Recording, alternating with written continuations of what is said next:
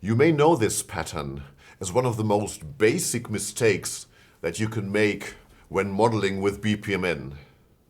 But is there actually a context or a model where this pattern can make sense? You may be surprised.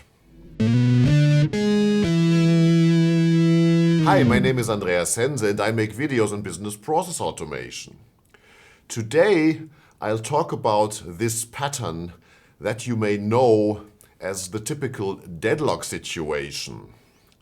And I'll present a fictive scenario where this pattern does more than actually just deadlock.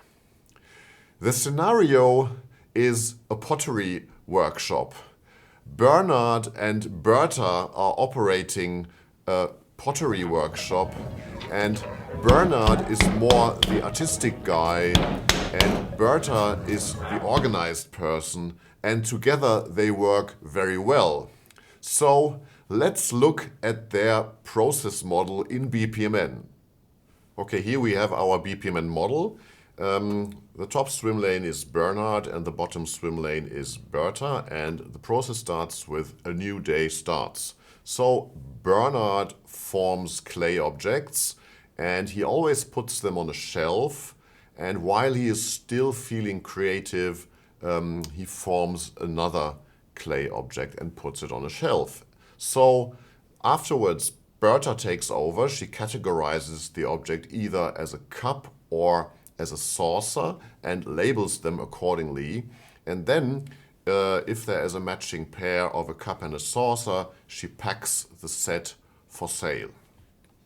Okay, let's look what happens in the token game.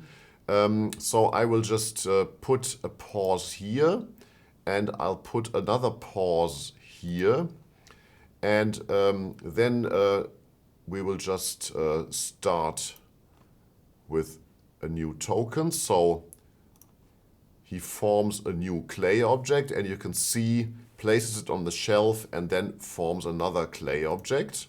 And so while we are doing this, we can produce clay objects and always form another one. And then Berta is categorizing the objects. So let's say she's categorizing the first one as a cup and also the second one as a cup. And you can see that these tokens here are now waiting here, but they're not waiting at the bottom arc, they're waiting at the top arc. So this is just something that is rendered in this way.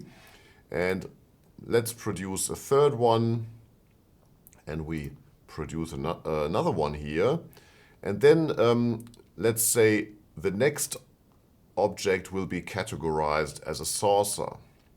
And now you can see that a saucer and a cup form a pair, and then this can be packed for sale. So if Bernhard is not feeling creative anymore, the production stops, and then we can categorize another object here and pack another set for sale. So I would be interested in what you think of this model. Do you think this is a valid model, a valid use of this pattern? Please write me something in the comments. Let me know what kind of problems you see here. Thank you for watching.